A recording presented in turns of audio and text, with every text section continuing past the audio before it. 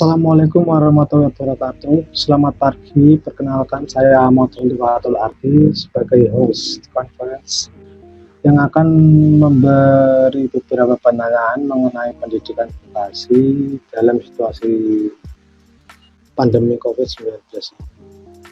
Dan di sini kita sudah tersambung dengan narasumber salah satu mahasiswa dari Politeknik di Malang. Halo Mas. Halo.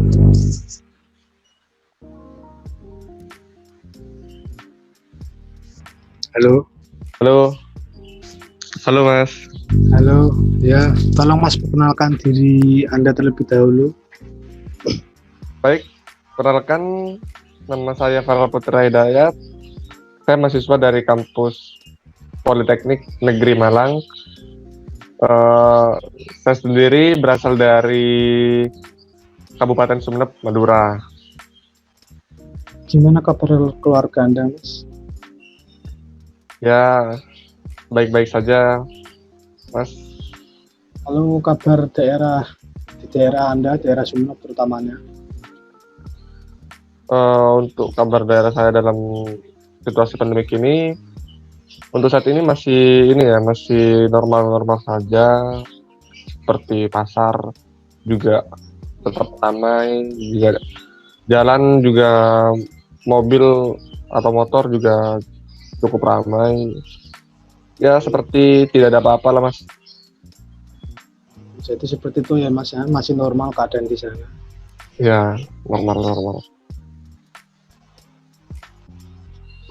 Baik, saya punya beberapa pertanyaan buat Mas Farel. Ya.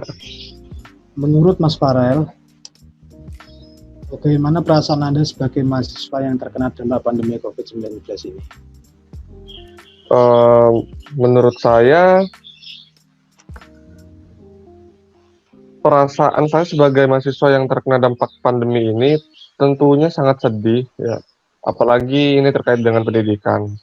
Karena yang dipertanyakan sekarang adalah kualitas pendidikan itu sendiri dengan kondisi yang sekarang ini, apakah maksimal pada saat perkuliahan yang dilakukan secara tatap muka. Kita juga tidak mendapatkan hangatnya bercanda dengan teman-teman ataupun bercanda dengan dosen di dalam kampus ya. Jadi begitu ya Mas yang Anda rasakan, berarti ada keluh kesahnya. Ya, perasaan sedih lah. Lalu bagaimana pengaruh dari sistem pembelajaran online seperti saat pandemi seperti ini? Sangat mempengaruhi ya untuk pembelajaran online di saat pandemi ini. Dikarenakan perkuliahan online ini mahasiswa menjadi canggung untuk bertanya kepada dosen sehingga pembelajaran menjadi tidak maksimal. Berbeda ketika pembelajaran dilakukan secara offline atau dilakukan secara tatap muka. Siswa dapat bertanya dengan puas sampai paham dengan penjelasan yang disampaikan oleh dosen. Mahasiswa juga tidak mendapatkan pengalaman atau diskusi secara langsung kepada dosen atau kepada teman-teman mahasiswanya di kampus itu. Berarti kurangnya pengalaman interaksi secara langsung ya Mas ya. Ya. Antara satu mahasiswa, entah itu satu mahasiswa atau dosen atau dosen mahasiswanya. Lalu kurang maksimalnya pembelajaran ya Mas ya. Oke. Bagaimana kegiatan perkuliahan Anda saat pandemi COVID-19 seperti ini? Untuk kegiatan perkuliahan saya pada masa pandemik ini sejauh ini sama saja seperti perkuliahan offline.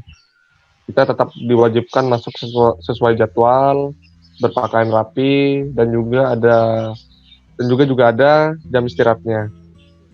Cuma yang menjadi perbedaannya hanya pada penyampaian materi dari dosen saja, di mana kita terkadang terganggu dengan situasi di rumah. Seperti di rumah terkadang ramai,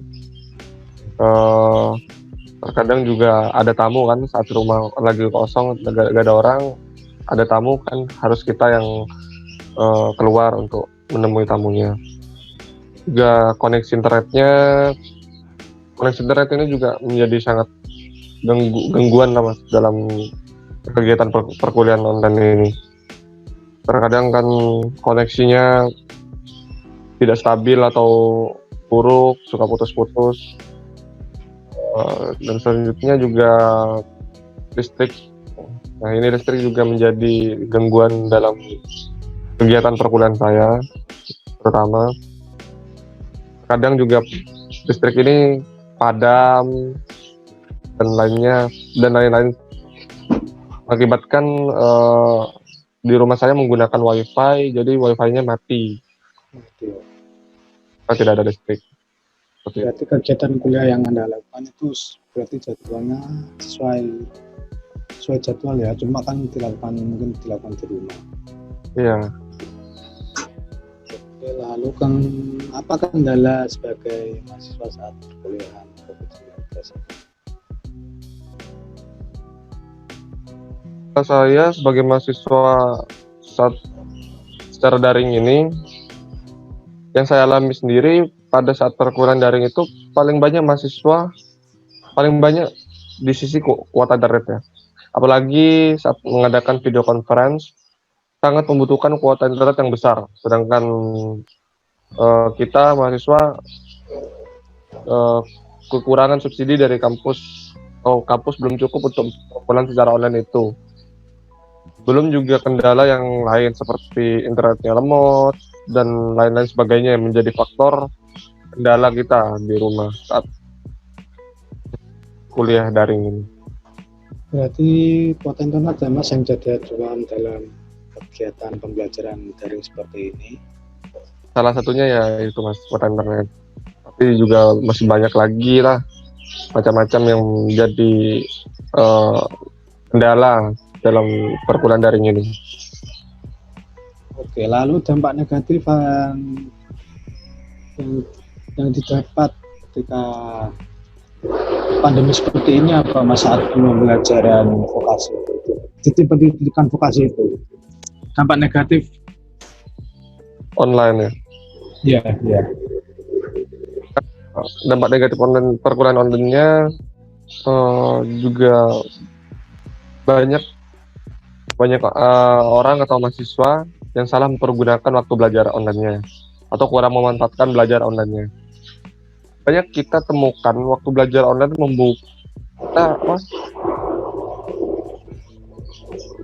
membuka sosial media, main game, sedangkan e-learning dibuka hanya untuk absen saja, bukan untuk membaca materi ataupun untuk belajar. Kalau tidak adanya bimbingan oleh orang-orang di sekitar atau oleh dosen, maka banyak mahasiswa yang melakukan pembelajaran tersebut tidak maksimal. Mungkin hanya ada satu target yang dicapai oleh mahasiswa tersebut, tapi absen. Kalau sudah absen ya sudah, jadi tidak ada upaya untuk mencari pembelajaran dalam online tersebut. Kurangnya niat belajar mandiri seperti dapat berdampak pada materi yang tidak dipahami oleh mahasiswa. Dan saat masuk kuliah secara offline atau tatap muka, saat mengikuti ujian atau pembelajaran lagi, mahasiswa ketinggalan dan tidak paham dengan materi yang disampaikan oleh dosen-dosennya. Jadi seperti itu Mas, kurang lebih dampak negatif. Jadi dampak negatif yang dilakukan itu tidak ada pengawasan secara langsung oleh dosen Mas ya mungkin? Ya, kurang maksimal lah. Tidak ada pengawasan. Lalu dampak positif yang didapat dari pembelajaran daring saat situasi pandemi seperti ini? Untuk dampak positifnya juga ada. Seperti kita bisa mendapatkan materi dengan mudah dan belajar mengevaluasi pembelajaran sendiri di rumah sesuai dengan keinginan kita masing-masing kan. Entah itu sambil tiduran, sambil makan, atau sambil bercanda dengan keluarga di rumah. Yang pasti sembari menerapkan social distancing dan tetap menetap di rumah atau di kos mengikuti anjuran pemerintah. Kita bisa belajar baik di ruangan tertutup ataupun ruangan terbuka, contohnya seperti teras rumah ataupun kos. Selain itu kita bisa belajar dengan bebas tanpa ada batasan waktu yang biasanya ditetapkan untuk setiap mata kuliah di kampus, sehingga kita lebih mudah untuk memahami materi yang disampaikan oleh dosen tersebut. Kita juga bisa mengatur jam belajar hati tanpa terpatok dengan jadwal mata kuliah yang diterapkan di kampus. Jadi kita bebas menentukan waktu kapan kita ingin belajar. Seperti itu. Oke, baik. Itu ya Mas, dampak positif yang mungkin bisa didapat. Ya, kurang lebih. Lalu bagaimana saran Anda Mas sebagai mahasiswa tentang situasi pandemi seperti ini? Untuk terutamanya untuk pihak kampus ya Mas. Saran dan masukannya Anda sebagai mahasiswa. Saran yang pertama saya seharusnya yang pertama pada pihak kampus atau pemerintah. Saran saya yang pertama, seharusnya pihak kampus atau pemerintah memberikan subsidi, entah itu berupa uang ataupun itu berupa kuota yang logis kebutuhan dalam perkuliahan ini. Karena kita sebagai mahasiswa tidak menggunakan fasilitas apapun di dalam kampus. Yang kedua, dari saran saya, kampus atau pemerintah juga harus berani mengambil langkah untuk segera memulai perkuliahan secara offline dengan menerapkan social distancing di daerah kampus. Karena sampai saat ini pada bidang pendidikan masih menjalankan pembelajaran secara online. Sedangkan pada bidang yang lain seperti bidang ekonomi, bidang pariwisata sudah menerapkan aturan new normal. Sudah seperti pariwisata itu contohnya seperti tempat-tempat wisatawan itu sudah dibuka kembali. Itu kan tidak cukup adil lah untuk pada bidang pendidikan yang masih menerapkan sistem pembelajaran daring atau online. Seperti itu saran saya. Yang saran menurut Anda ya kebutuhan subsidi ya Mas, subsidi perkuliahan. Ya. Terus lalu pengennya kegiatan perkuliahan dilakukan secara offline ya. Ya. Oke.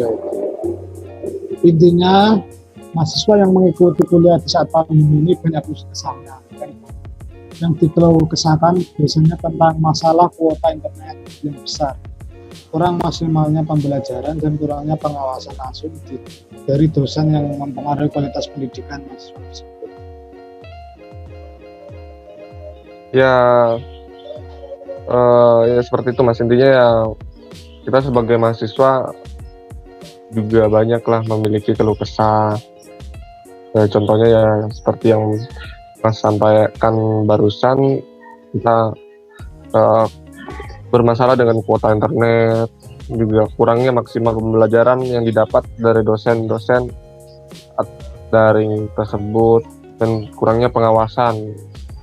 Jadi pembelajaran kita tidak teratur lah Mas, intinya seperti itu, tidak teratur, tidak terpantau dengan baik lah.